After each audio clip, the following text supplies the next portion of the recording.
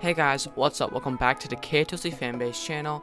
My name is Joey, and today we are going to be going over 10 fun facts about the Keeper of Velocity series that you probably don't know. I have put together 10 fun facts that I have found from either the KotLC wiki, the KotLC Discord server, and some stuff that I remember from what Shannon said on her tour. This isn't in any particular order, it's not like a top 10 list.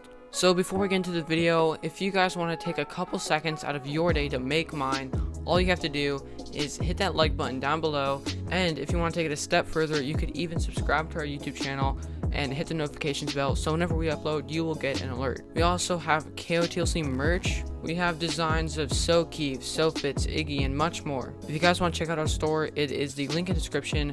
We have shirts, hoodies, phone cases, pillows, everything that you want. And I think we are working on some KotLC face masks as well. We also have channel memberships. So if you guys see that little join button next to the subscribe button, if you are on an Android device or a computer, basically you guys get all exclusive perks and benefits from us. If you pay us just a small fee a month, it starts at $2 a month. You get behind the scenes videos, early sneak peeks, and monthly Zoom calls with us. We had a Zoom call with you guys a couple weeks ago, and it was super fun. So yeah, if you guys want to check out that would be greatly appreciated.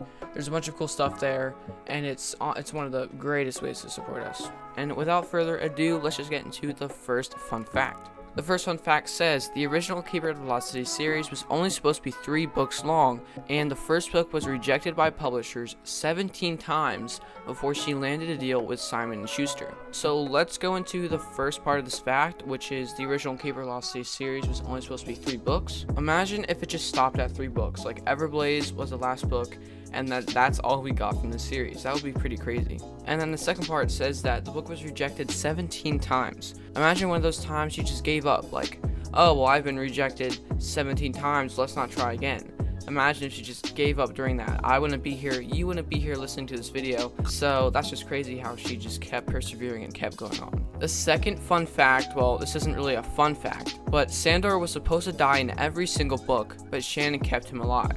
I wonder if he's gonna die in Unlocked. I think Shannon said this on tour, that in every one of her drafts of the books, he was supposed to die, but she just kept him alive. I think the closest he came to dying was in Everblaze, during the battle, when he fell off the cliff. The third fun fact is that Shannon's 2 editors, Lisa Abrams and Jesse Smith, ship Keefe and Sophies. Lisa Abrams, the main editor, is Team Keefe, and Jesse, her assistant editor, is Team Fitz. I think it's so funny because Shannon is Team Sophie, which means she just does what's best for Sophie, and then her main editor is Keefe, and then her assistant is Sophies. I think it's just a really funny fact. Number 4, Sophie's original name was supposed to be Agnes McWeenie until she changed it to a more familiar name, Sophie Foster. Shannon said that she wanted the name to feel dorky.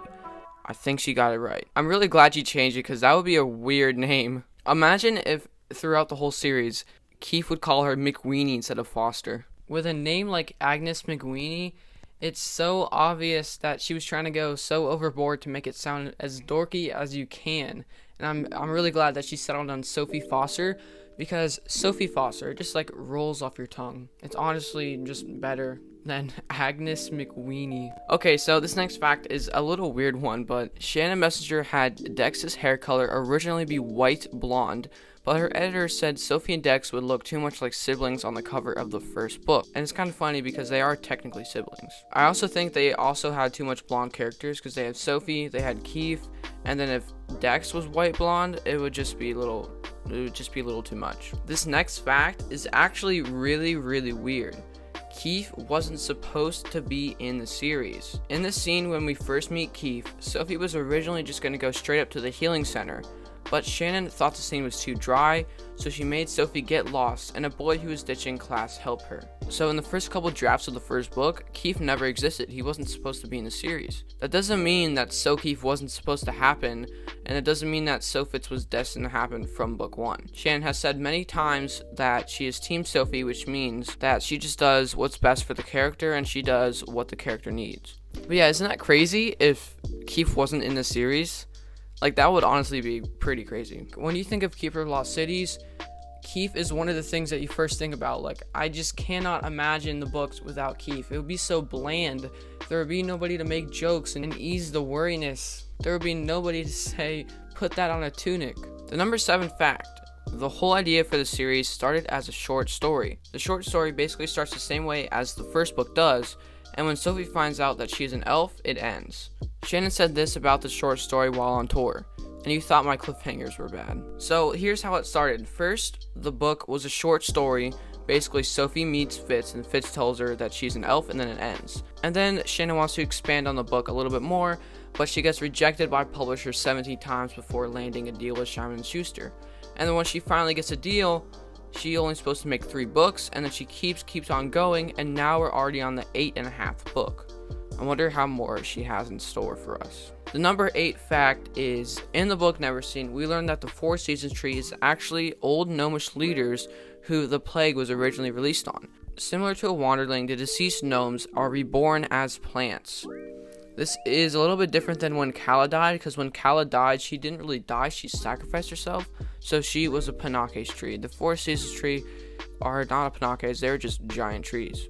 Okay, so this next fact is really weird. Fitz was originally going to be 97 years old, because Shannon was going to have the elves age very slowly, instead of having them age normally until they reach a certain age and stay that way. But it really wouldn't make sense, because if Sophie, she was 12 at the time, that really wouldn't make sense, because that means Sophie would be like 80 or 70 years old. But in reality, she was 12. So yeah, that's a little bit weird. Like, what happens now is that elves, they age until they're like 25 or something like that, and they just stay that way. They keep that same like body type and their same like looks throughout their whole life.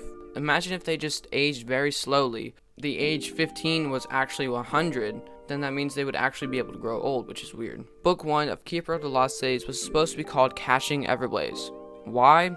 I don't know. They don't even catch Everblaze in the first book, they do it in Everblaze. So yeah, that was this really short video. I really hope you enjoyed this video. Leave a comment down below which facts you knew, which facts you didn't know, and if you have any other super cool facts, definitely share them in the comments below as well. If I find some more, maybe I'll do a part 2. If you guys give me enough in the comments, then yeah, maybe I'll make a part 2. This was a really fun video to research, and I hope you guys enjoyed it as well as I did. If you guys would like to check out our Keeper of the Lost Cities merch, we have a bunch about our channel. We have like Iggy, Keefe, Fitz, and I think we have some Sylvany up soon. And we're also working on some KotLC face masks. If you enjoyed this video, make sure to leave a like, because that is one of the best ways to support us. The best way to support us, however, is just hitting that subscribe button. It honestly means so much, you guys don't even know. And yeah, that's going to be it for this video. I'm sorry I didn't have my face in this video. Thank you guys for watching, and I'll see you next week. Bye.